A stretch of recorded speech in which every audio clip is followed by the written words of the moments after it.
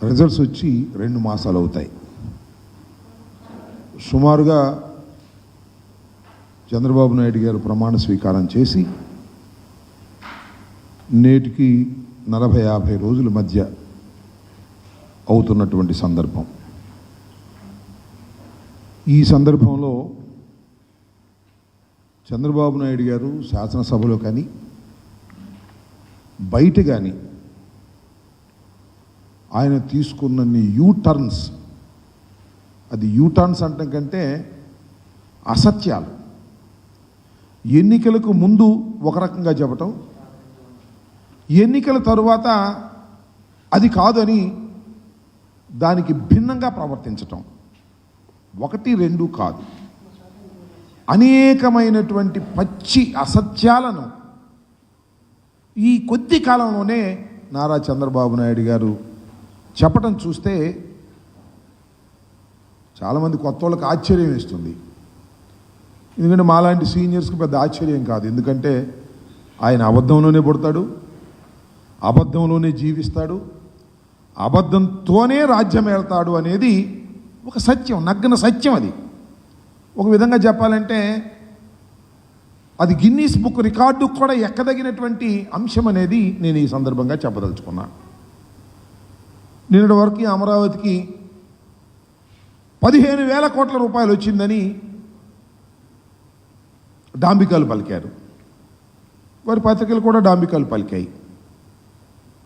మొన్న ఢిల్లీ వెళ్ళి మాకేమీ ఇవ్వలేదనేటువంటి మాట మాట్లాడారు. 15,000 గ్రాంట్ అని చెప్పారు. మళ్ళా చూస్తేనేమో వివిధ సంస్థల ద్వారా అప్పు ఇప్పించడానికి కేంద్రం తన బడ్జెట్లో చెప్పింది. ఈయన అడిగింది కూడా అప్పే. మాకు గ్రాంట్ ఇవ్వమని అడిగేటటువంటి ధైర్యం కానీ అలిగేటటువంటి సత్తా కానీ నారా చంద్రబాబు నాయుడు గారికి లేదనేది చాలా స్పష్టంగా అర్థమవుతుంది. అప్పు ఇప్పిస్తారట, ఈయన అప్పు తీసుకుంటాడట. ఆ అప్పు ద్వారా 15,000 కోట్ల రూపాయలు డిఫరెంట్ స్టేజెస్లో దాన్ని చేస్తారట అనేది ఒక దాన్ని మాయాజాలంగా చూపేసేటువంటి ప్రయత్నం చేశారు.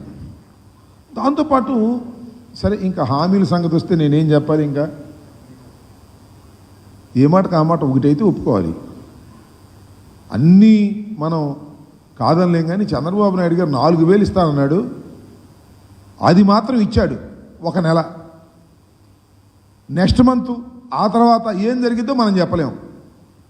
ఇస్తాడు, కొంత దూరం పోయిన తర్వాత అనర్హులు చాలామంది ఉన్నారు, జగన్మోహన్ రెడ్డి గారు అనర్హులకే ఇచ్చేశాడు కాబట్టి అనర్హుల్ని ఏరివేస్తామని చెప్పేసి వాళ్ళలో కొంతమందిని ఎవిరేసినా ఆశ్చర్యపడవలసినటువంటి అవసరం లేదు అని ఈ సందర్భంగా నేను చెప్పదలుచుకున్నా. ఇంకా గ్యాస్ సిలిండర్ల పని, ఆ సూపర్ 6 పని నేనేం ప్రత్యేకంగా చెప్పాల్సిన అవసరం లేదు. అది ఆ రోజునే చెప్పాము, అది సూపర్ 6 కాదు, అది సూపర్ చీటింగ్ అని. అదే చీటింగ్కి వాళ్ళ చంద్రబాబు నాయుడు గారు మాట్లాడుతున్నాడు. మనం చాలా ఆశ్చర్యం, అసెంబ్లీలో మాట్లాడుతున్నాడు, మేము సూపర్ 6 అని అనేక హామీలు ఇచ్చాం. ఆ హామీలన్నీ చూస్తుంటే ఆ పైన స్క్రీన్ మీద అసెంబ్లీలో భయం వేస్తుంది అన్నాడు. మరి సంపద సృష్టించేటటువంటి యోధుడు, ఆర్థిక శాస్త్రంలో నిపుణుడు, ఎకనామిక్స్ చదివినటువంటి వ్యక్తి, ఆయన ఇచ్చేటప్పుడు భయం లేదంట, అమలు చేసేటప్పుడు భయం వేస్తుందంట. ఇచ్చేటప్పుడేమో జగన్మోహన్ రెడ్డి గారి కన్నా ఎక్కువ ఇచ్చేయాలి, అది అవుద్దో కాదో తెలియకోకుండా ఇచ్చేసేయటం. ఇప్పుడేమో మాకు అవి చూస్తుంటే భయం వేస్తుంది అనేటువంటి మాట మాట్లాడతాం. ఎన్నికలకు ముందు ఇచ్చి మాట